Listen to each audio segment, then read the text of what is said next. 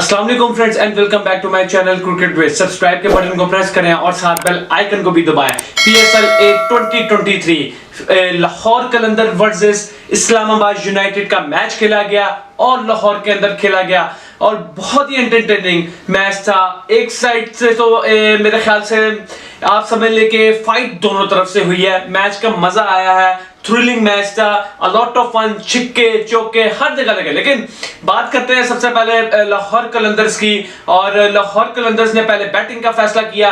फखर जमान और ताहिर बेग आए और आउटस्टैंडिंग बॉलिंग, पहले 6 ओवर पावर प्ले के कमाल की बॉलिंग थी अरशद इकबाल और वहाब रियाज की, जिसमें विकेट्स भी लिए और एक विकेट भी गिरी। लेकिन जो अरशद जो उस वक्त स्विंग हो रहा था, जो इस वक्त पेस के साथ जो बॉलिंग कर रहे थे अरशद इकबाल और वहाब रियाज, बहुत ही आउटस्टैंडिंग लाइन लेंथ के ऊपर और बहुत ज्यादा बॉल स्विंग का उनका मूव हो रहा था। लेकिन बहुत आउटस्टैंडिंग बॉलिंग की पहले 6 ओवरों के अंदर। लेकिन मैं क्रेडिट दूंगा फखर जमान और अब्दुल्ला शफीक को। सबसे ज्यादा क्रेडिट मैं अब्दुल्ला शफीक को, जिन्होंने बेस बनाई, जिन्होंने एक प्लेटफॉर्म क्रिएट किया, एक आउटस्टैंडिंग शॉट्स के लिए क्वालिटी। और एक शुरू से कह रहा हूं कि Abdullah Shafique is the best option, जिन्होंने 300 स्कोर लास्ट सीजन के अंदर किया था, परफॉर्मेंस दी थी। आज आपने उसको पहले 5 मैच भी बार बैठा के रखा बेफजूल। और कामरान गुलाम से अच्छे हैं, ये तीनों फॉर्मेट के प्लेयर हैं। तो अब्दुल्ला शफीक को डाला आज और आउटस्टैंडिंग इनिंग्स खेली है। क्या क्वालिटी थी, क्या टेम्परामेंट था, क्या उनके पास क्रिकेटिंग शॉट्स हैं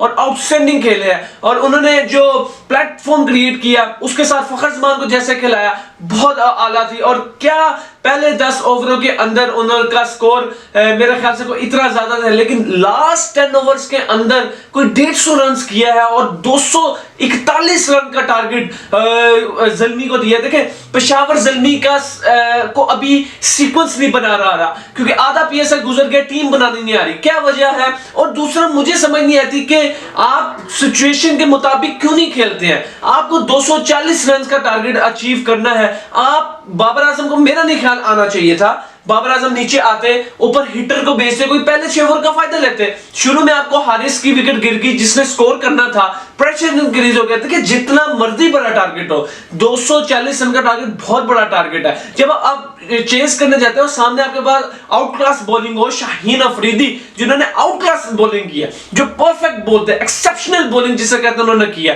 और बहुत आला बॉलिंग किया। बाबर को जो उन्होंने आउट किया, हारिस को जो आउट किया, बहुत आउटस्टैंडिंग बॉलिंग किया। लेकिन मेरा ख्याल था उसको यूटिलाइज करते, पॉवल, राजापक्सा को ऊपर किसी को एक को ओपनर भेज देते। चले आउट, हारिस भी आउट हो गए, फिर बाबर भी आउट हो गए, लेकिन उसके बाद भी काफी अच्छा मेरा कहने का मतलब ये कि किसी एक हिटर को भेजते, कोई आपको फायदा मिल जाता। क्या पता 6 ओवरों के अंदर 70-80 स्कोर करके कोई आपको एक बहुत ज्यादा गेम में वापस आ जाते। लेकिन एक वक्त था पेशावर जल्मी गेम में वापस आए हैं, जिसमें कैटमोर ने आउटस्टैंडिंग हिटिंग किया।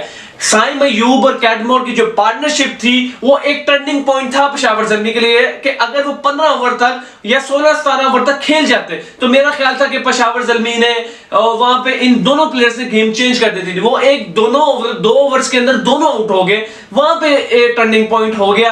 राशिद खान को 2 ओवरों के अंदर 30 रन पड़े थे और वो कैटमोर ही खेल सकते थे उनको, क्योंकि वो स्पिनर को सबसे अच्छा खेलते हैं और उनके बल्ले के ऊपर बॉल आता था। 21 बॉलों के अंदर 54 रन की इनिंग खेलते हुए उन्होंने तबाहकुन बैटिंग किया। लेकिन जो तबाहकुन बैटिंग फखर जमान और अब्दुल्ला शफीक ने किया, कमाल थी। वो क्यों किया? देखें, वो मार 200 रन पेशावर जल्मी ने भी किए हैं, वो बैटिंग विकेट लग रहा था। लेकिन आप बॉलिंग देखें, कोई 240 रन बहुत टारगेट रहा है, आपकी बॉलिंग नहीं है। किसने कहा है कि इतने यंगस्टर्स को इस तरह के मैच में आप चांस दे दें? और साथ में महमूद को किसने कहा है? मुजीबुर रहमान, आपके पास इतनी ऑप्शन है। देखिए, अगर आपको टीम बनानी है तो आपको एक बैट्समैन कम करना पड़ेगा, आपको पॉवल को बैठाना पड़ेगा, आपको या राजापक्सा को बैठाना पड़ेगा। इन तीनों प्लेयरों में से एक फॉरन बैठा के मुजीबुर रहमान को खिलाना पड़ेगा, अगर आपने बॉलिंग अपनी स्ट्रॉन्ग करनी है। आज फिर देखें, बॉलर्स को मार पीटती है। पहले 6 ओवर बहुत अच्छे निकले जल्मी के, उसके एट द एंड जब प्रेशर उनके ऊपर डाला, फखर जमान लंबा खेले, अब्दुल्ला शफीक लंबा खेले, उन्होंने मारना शुरू किया, प्रेशर जल्मी के ऊपर डल गया।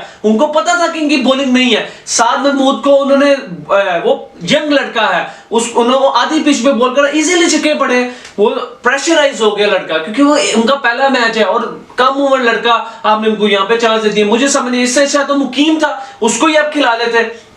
तो जल्मी को समझना पड़ेगा कि अब आप अगर सीमर्स की बात करें, नीशम कोई शक नहीं अच्छा है, लेकिन देखें जब आपके ऊपर प्रेशर पड़ जाए तो फिर नहीं बॉल उस तरह के होते हैं, वो प्रेशर फिर हटाने के लिए विकेट चाहिए होती है। लेकिन लाहौर कलंदर्स ने उसको यूटिलाइज किया, उसको आगे लेके चले, उन्होंने भरपूर फायदा उठाया और आउटस्टैंडिंग इनिंग खेलते हुए फखर जमान ने एंड के ऊपर जो तबाकुन ब्लिस्टरिंग इनिंग्स खेलते हुए उन्होंने स्कोर जो टारगेट था और 241 तक, और जवाब में बॉलिंग एक्सेप्शनल बॉलिंग किया।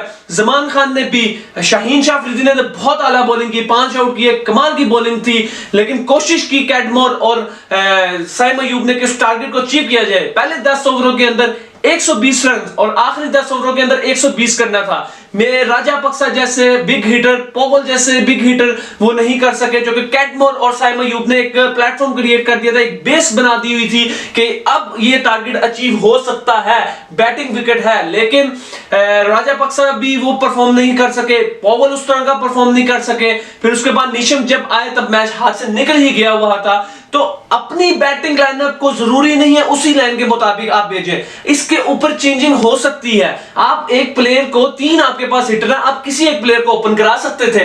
तो इस तरह का माइंडसेट क्रिकेट सिचुएशन के मुताबिक खेली जाती है। माइंडसेट, क्रिकेट है ही माइंडसेट की गेम। आप 200 प्लस का टारगेट 40 रन का, आपको पता है कि इसमें मारधार की ही क्रिकेट है, और कोई चारा नहीं है। तो मेरा ख्याल था कि शायद के ऊपर एक किसी को बेचते, प्रेशर डालते उनके बॉलर्स के ऊपर, तो फिर आपकी वहां पे पोजीशन मजबूत होनी थी। उनके ऊपर भी प्रेशर डाला, जिधर शाहीन शाह अफरीदी को मार पड़ जानी थी, चले या शाहीन का पहला ओवर रोक लेते तो फिर आप जमान को, हारिस को तो 20 रन हो गए थे, जमान, हारिस को और राशिद को पकड़ सकते थे।